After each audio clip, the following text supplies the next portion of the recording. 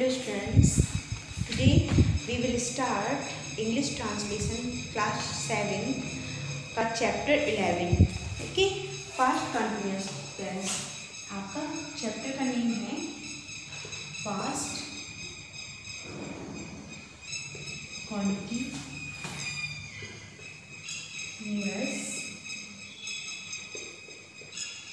Tense. Okay, past continuous tense. तो हम कैसे पहचानेंगे कि ये टेंस जो है हमारे वो पास्ट कंटिन्यूअस है. तो कैसे इनकी पहचान है, तो पहचान लिखेंगे हम.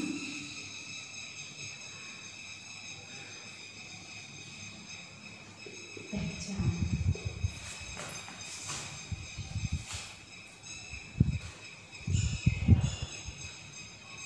रहा था,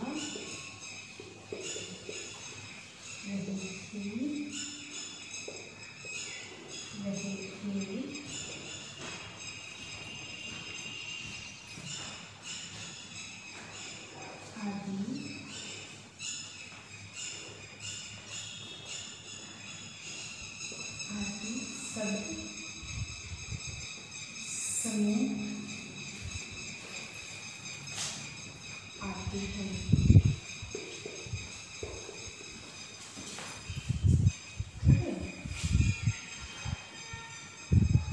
किंतु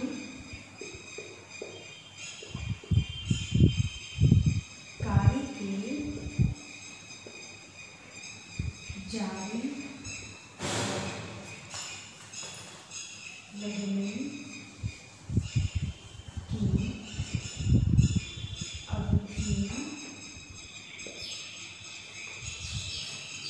नहीं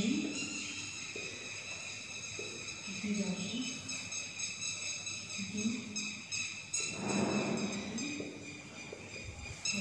ठीक है.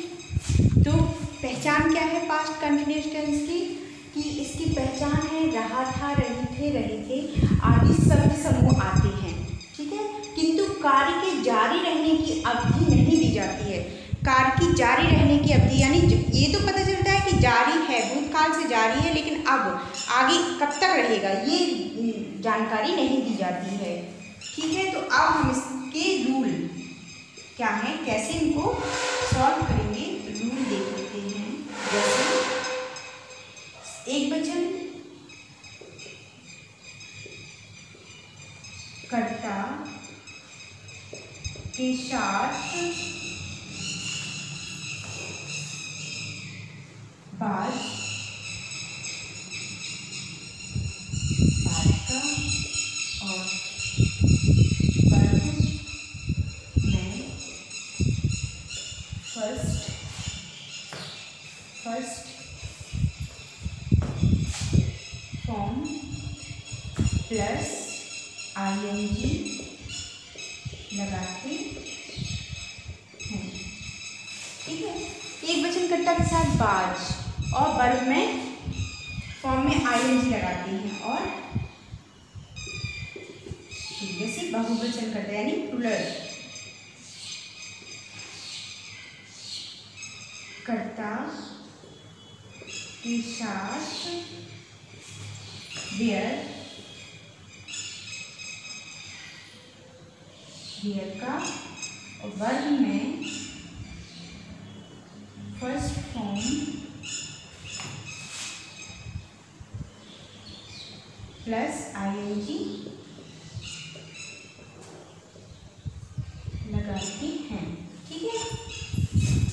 ये हमारे रूल हैं. क्या है पहचान हमारी, और हम कैसे उनको ट्रांसलेट करेंगे. ओके. अब हम देखते हैं एग्जाम्पल.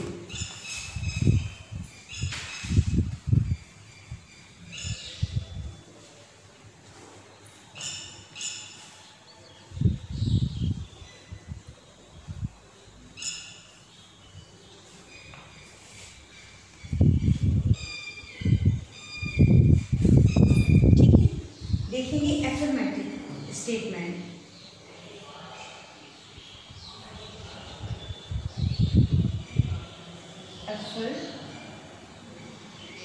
एफर्मेटिव स्टेटमेंट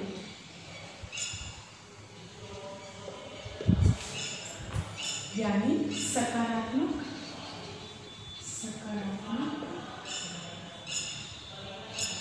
वाक्यों में, सकारात्मक वाक्यों में क्या है, जैसे आई, ही, सी, इट तथा अन्य सिंगुलर सब्जेक्ट के साथ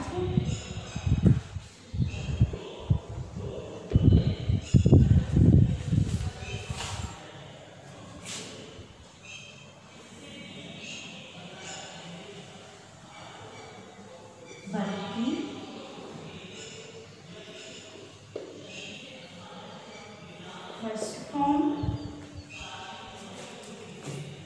प्लस आईएनजी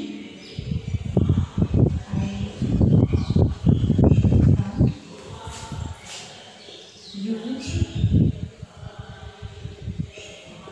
करते हैं, ठीक है। तो जैसे वी, यू,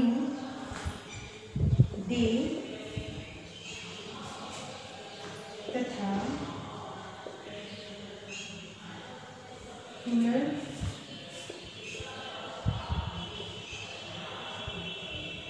सब्जेक्ट के साथ बेयर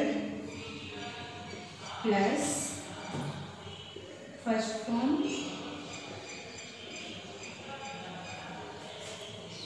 प्लस आईएनजी का प्रयोग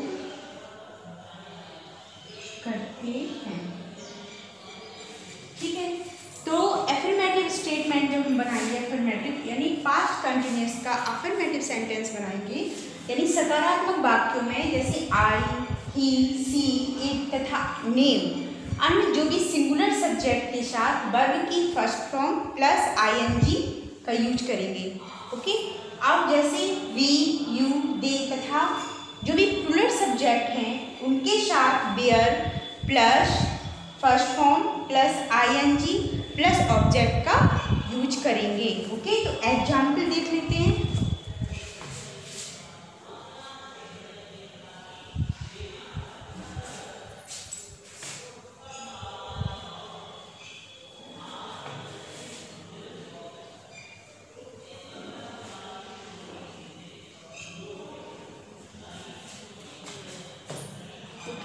एग्जाम्पल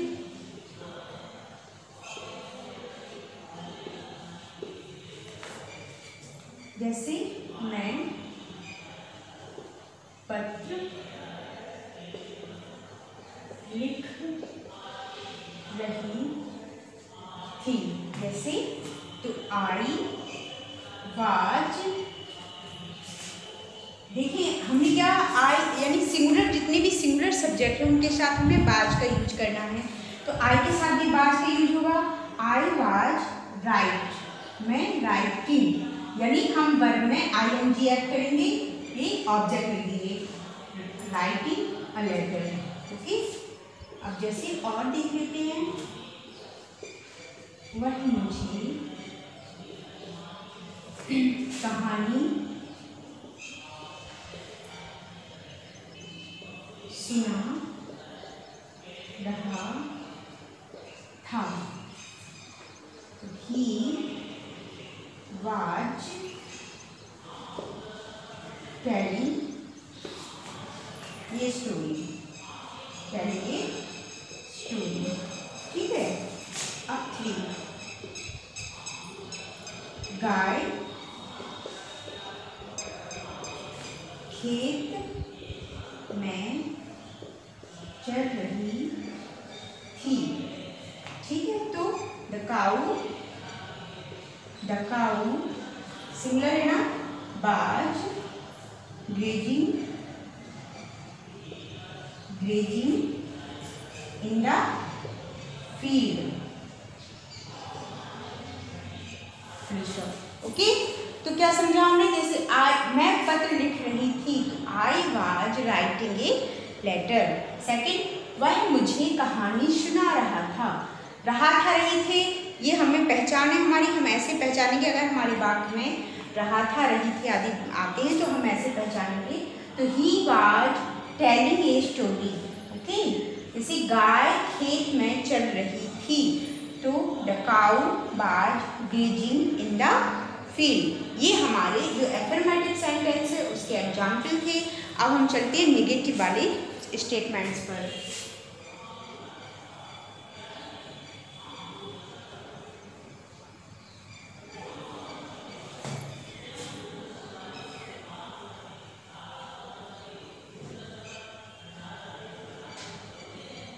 ओके,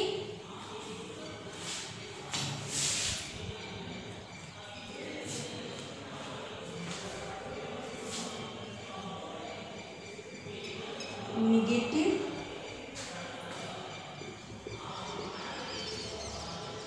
स्टेटमेंट्स यानी नकारात्मक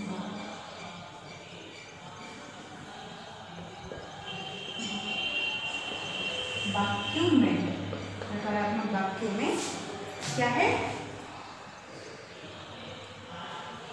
सब्जेक्ट के अनुसार, सब्जेक्ट के अनुसार बाज बियर और उसके बाद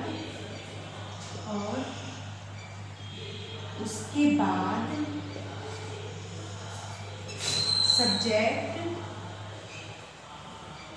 और उसके बाद क्या करते हैं, नॉट का यूज करते हैं, नॉट का यूज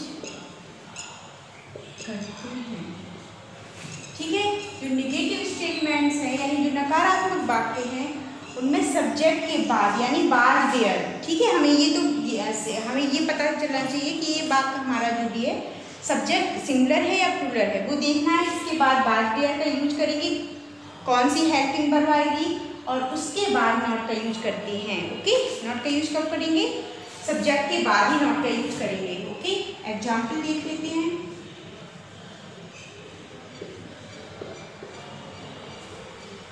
जैसे वे पहाड़ी पर नहीं चढ़ रहे थे, तो दे, ठीक है, सब्जेक्ट हमारा दे के साथ प्लूरल के साथ हम लगाएंगे वेयर। अब हेल्पिंग वर्ब हमारी कब आएगी, बाद वेयर के बाद, हेल्पिंग वर्ब के बाद बाद वेयर आएगा। ठीक है, वो नॉट आएगा, हेल्पिंग वर्ब यानी बाद वेयर है, इसके बाद हम नॉट का यूज करेंगे। ठीक है, तो वेयर नॉट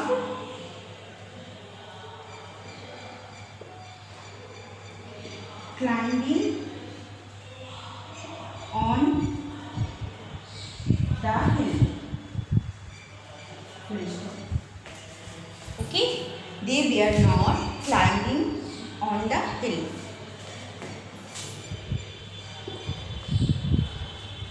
मंजू केक नहीं खा रही थी। मंजू was not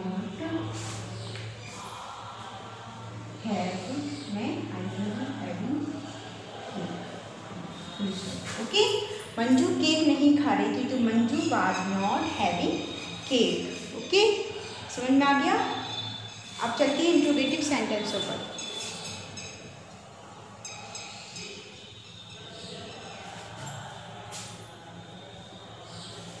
इंट्रोगेटिव सेंटेंसों पर चलती हैं हम।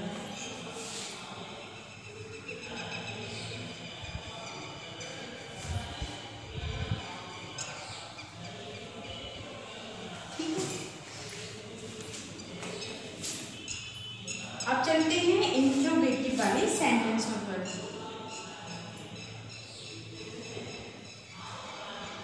इंट्रोगेटिव नेगेटिव स्टेटमेंट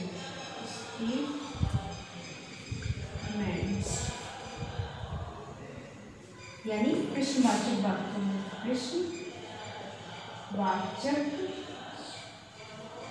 वाक्यों प्रश्नवाचक वाक्यों में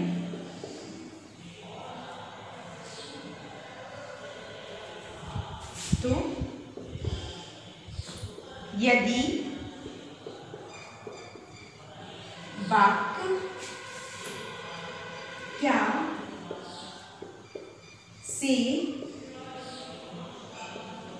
शुरू होता है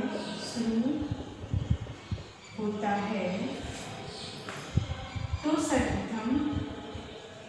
सर्वप्रथम बाज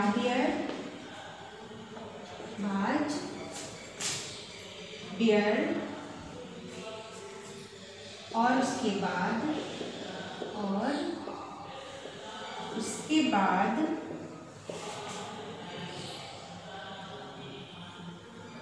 नॉट का यूज करते हैं। ठीक है, बाज बियर, उसके बाद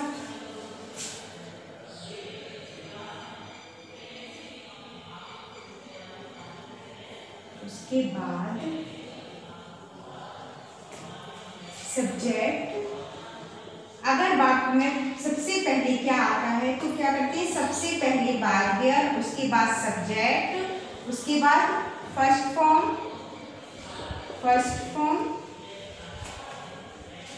फॉर्म, ठीक है, प्लस आईएनजी लगाते हैं। ओके, अब 2 पे आते हैं। प्रश्नसूचक शब्द के आने पर उनकी अंग्रेजी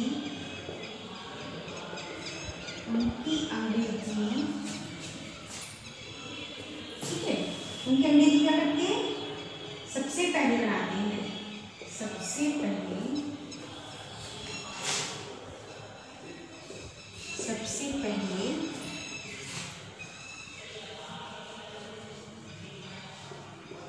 हैं, सबसे पहले लगाते हैं,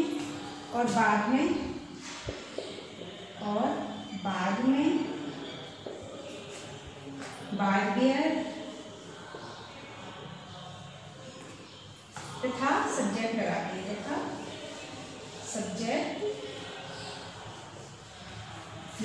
हैं, ठीक है। यदि वाक्य क्या से शुरू हो तो सर्वप्रथम बाज बियर और उसके बाद subject plus first form plus ING लगाते हैं। ठीक है, अगर वाक्य प्रश्नसूचक शब्द के आने पर उसकी अंग्रेजी सबसे पहले बनाते हैं और उसके बाद बाज बियर तथा सब्जेक्ट लगाते हैं। ओके,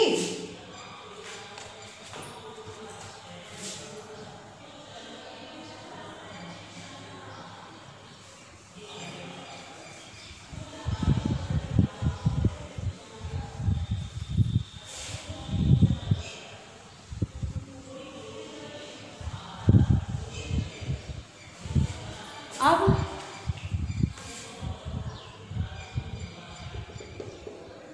नेगेटिव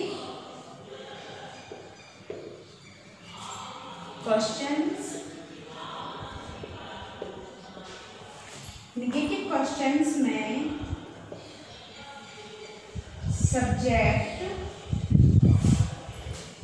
के बाद नॉट का प्रयोग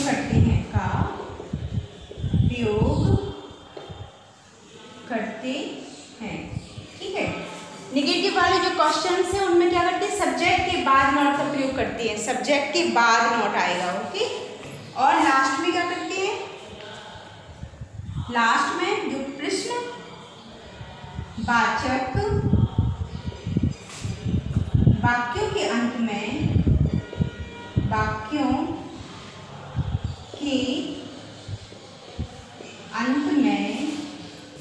प्रश्न चिन्ह यानी क्वेश्चन मार्क लगाते हैं। ओके, देखेंगे क्या करते हैं, जब नेगेटिव क्वेश्चंस में सब्जेक्ट के बाद नॉट लगाते हैं और जब लास्ट में हमारा कंप्लीट हो जाता है सेंटेंस तो हम लास्ट में क्या करते हैं, क्वेश्चन मार्क लगाते हैं। ओके, तो इस तरह से ये हमारे इंट्रोगेटिव सेंटेंस जो स्टेटमेंट है वो हमने उसके रूल समझा दिए हैं। अब हम एग्जाम्पल समझा देते हैं।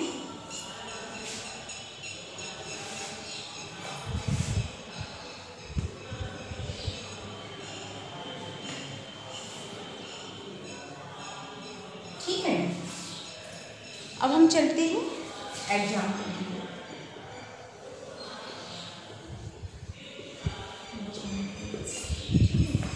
जैसे लड़की क्यों रो रही थी, क्वेश्चन मार्क। ठीक है, तो अब अगर बीच में प्रश्नवाचक शब्द आता है, यदि हमारे वाक्य के बीच में प्रश्नवाचक शब्द आता है तो हमारा सबसे पहले क्या करना है, हमें उसकी इंग्लिश बनानी है। ठीक है, तो वाई, फिर हमें ये देखना है सब्जेक्ट हमारा सिंगुलर है या प्लूरल है। तो लड़की क्या है, सिंगुलर है ना, तो वाई वाज द गर्ल रोना। ठीक है, रो रही है तो गर्ल क्राइंग, और लास्ट में क्वेश्चन मार्क। ओके, अब आते हैं नंबर 2 पर। क्या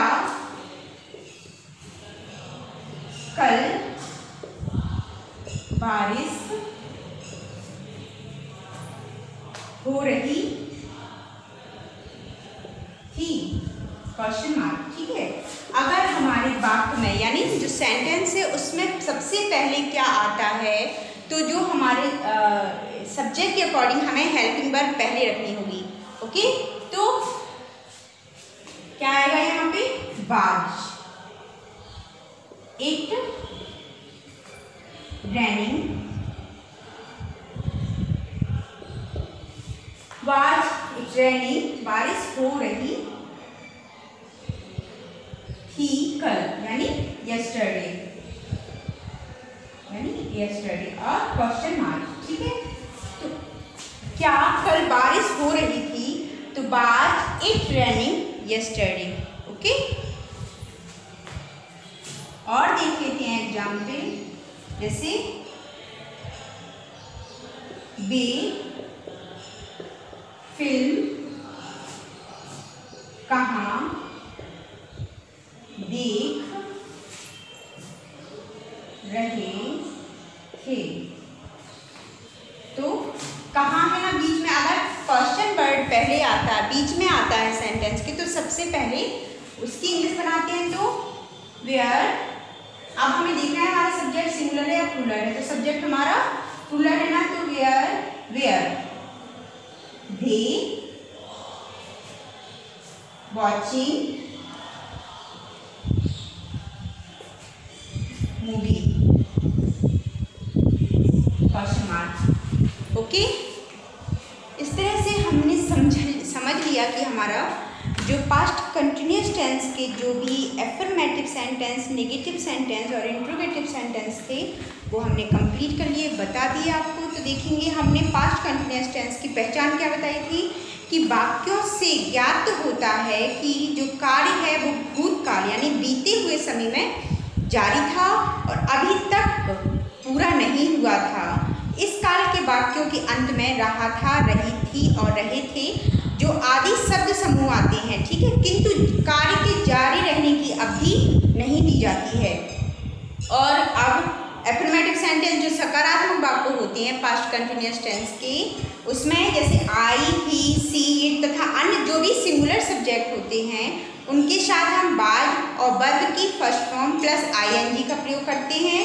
और जैसे वी, यू, दे और जितने भी प्लूरल सब्जेक्ट होते हैं उनके साथ was, where, only plus verb की first form plus ING plus object लगा देते हैं। ठीक है, जो नेगेटिव वाले स्टेटमेंट यानी जो नकारात्मक वाले वाक्य हैं उनमें क्या करते हैं, उनमें जो सब्जेक्ट है उसके बाद बाजवेयर का ऐड करने के बाद नॉट का प्रयोग करते हैं, यानी subject plus helping verb plus not plus object. Okay,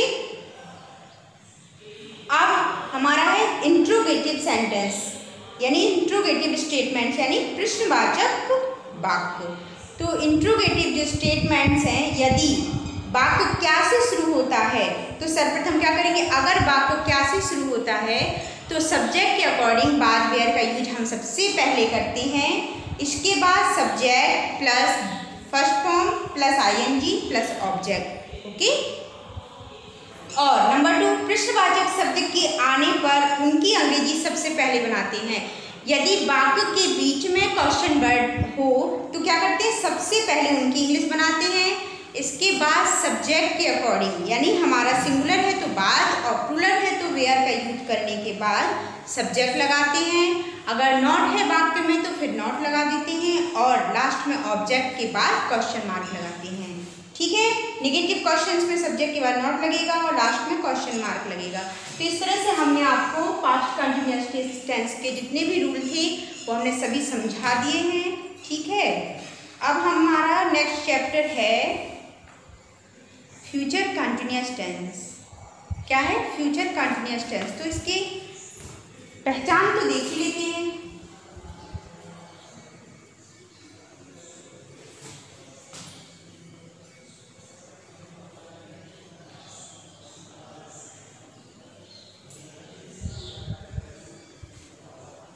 okay, chapter है 12। कौन सा है, चैप्टर 12 है।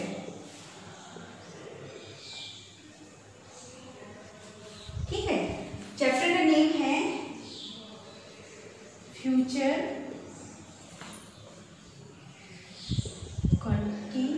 Continuous tense. ओके, चैप्टर 12 है आपका फ्यूचर कंटिन्यूअस टेंस। ओके, तो इसकी पहचान यानी हम वाक्यों को कैसे पहचानेंगे कि ये जो वाक्य है वो फ्यूचर कंटिन्यूअस टेंस है, कैसे पहचानेंगे। तो इसमें क्या होगा, इसमें वाक्यों के अंत में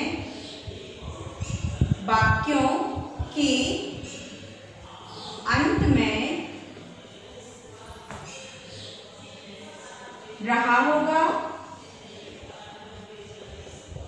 रहे होंगे और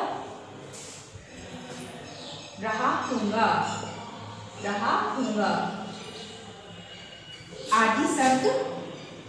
आदि शब्द आते हैं। ठीक है, ये इसकी पहचान है।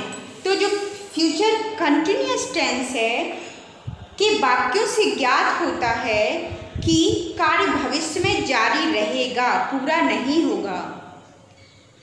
इस काल के वाक्यों के अंत में रहा होगा, रही होगी, रहे होंगे, रहा होगा आदि शब्दों का प्रयोग होता है। और किंतु जो कार्य है कि जारी होते रहने की अवधि नहीं दी जाती है। इसमें क्या है, कार्य के होते रहने की अवधि नहीं दी जाती है। ठीक है, और इसमें कुछ जो हमारे रूल चलते हैं वो हम देख लेते हैं। ठीक,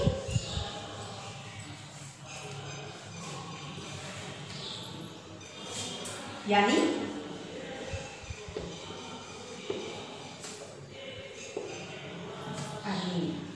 रूल्स। ठीक है, जैसे इस टेंस की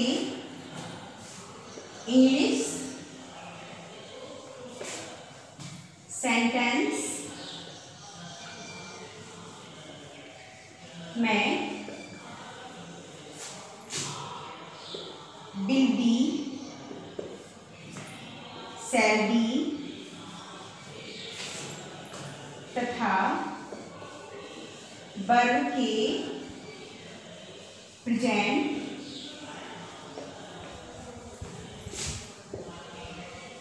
पार्टिसिपल या वर्ब की फर्स्ट